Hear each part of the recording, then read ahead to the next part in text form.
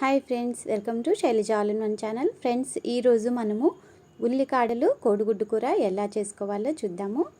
దీనికి ఫస్ట్ మనం ఉల్లికాడలు తీసుకొని వీటిని శుభ్రంగా కడిగేసి ఇలా సన్నగా కట్ చేసుకొని పెట్టుకోవాలి.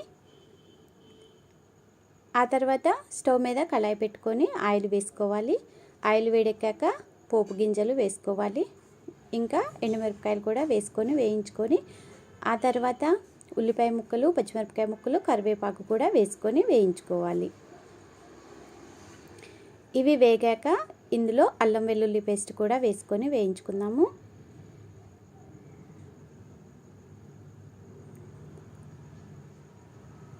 ఈ అల్లం వెల్లుల్లి పేస్ట్ కూడా పచ్చివాసన పోయేదాకా వేయించుకొని ఆ తర్వాత కొంచెం పసుపు వేసుకొని మళ్ళీ ఒకసారి కలుపుకోవాలి. ఆ తర్వాత మనం కట్ చేసి పెట్టుకున్న ఈ ఉల్లికాడలు వేసుకోవాలి. ఇవి వేసుకొని మొత్తం బాగా కలుపుకొని వీటిని మూత పెట్టేసుకొని మగ్గనివ్వాలి. ఈ ఉల్లికాడలు చాలా తొందరగానే మగ్గిపోతాయండి. ఇవి కొంచెం మగ్గాక ఇప్పుడు ఇందులో మనం టేస్ట్కి సరిపోను ఉప్పు వేసుకుందాము. వీటిని మొత్తం బాగా కలిపేసుకొని ఇప్పుడు ఇందులో టేస్ట్కి సరిపోను ఉప్పు వేసుకోవాలి.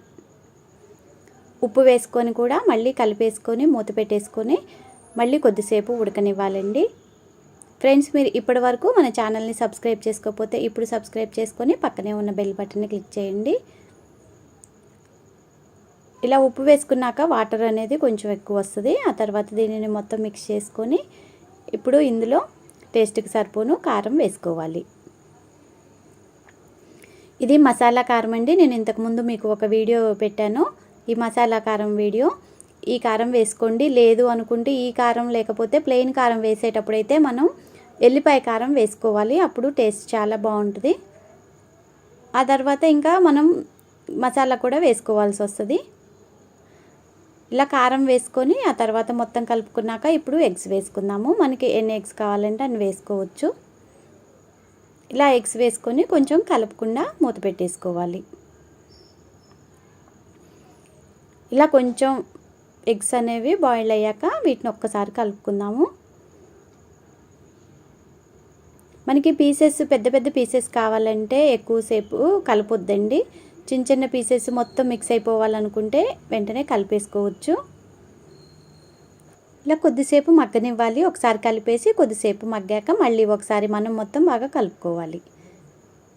ఇప్పుడు ఈ కర్రీలో వేసుకున్న కారం మసాలా కారం కాబట్టి మనం లాస్ట్కి మళ్ళీ మసాలా వేయకపోయినా పర్వాలేదండి. మీకు ఈ కారం ఎలా ప్రిపేర్ చేసుకోవాలో కావాలంటే లింక్ కింద డిస్క్రిప్షన్లో ఉంటుంది. ఎవరికన్నా యూజ్ ఉంటే చెక్ చేసుకోవచ్చు. ఇలా ఎగ్స్ వేసుకున్నాక కూడా ఈ కర్రీని పూర్తిగా ఫ్రై అవ్వనివ్వాలి.